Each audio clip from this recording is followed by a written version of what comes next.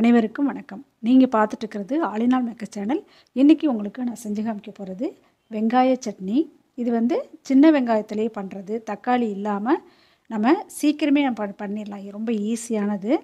அது எப்படி பண்ணலான்னு பார்ப்போம். இதுக்கு உள்ள இன்க்ரீடியன்ட்ஸ் எல்லாமே நான் டிஸ்கிரிப்ஷன் பாக்ஸில் கொடுக்குறேன், நீங்கள் போய் பார்த்துக்கலாம்.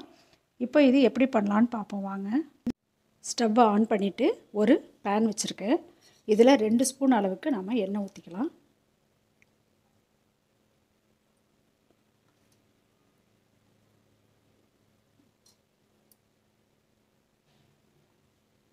எண்ணெய் நல்லா காஞ்சிருக்கு. இதில் சின்ன வெங்காயத்தை இப்போ போட்டுக்கலாம்.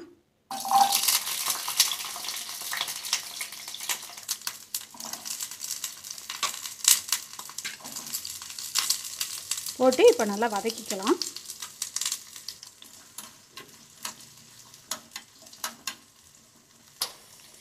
இதில் 5 வரமிளகாய் போட்டுக்கிறேன். 5 வரமிளகாய் இதில் போட்டுக்கணும்.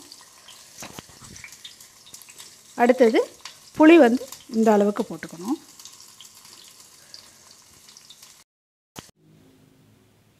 இதில் தேவையான அளவுக்கு கல் உப்பு போட்டுக்கலாம்.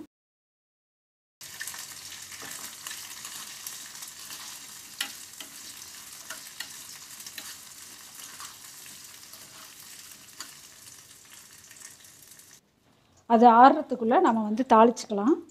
இப்போ இந்த பேன்லேயே மறுபடியும் 1 ஸ்பூன் எண்ணெய் ஊற்றிக்கிறேன்.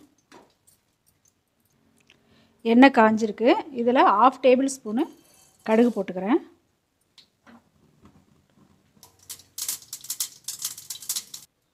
கடுகு நல்லா பொரிஞ்சிருக்கு. அடுத்தது 1/2 டேபிள் ஸ்பூன் உளுத்தம்பருப்பு போட்டுக்கிறேன்.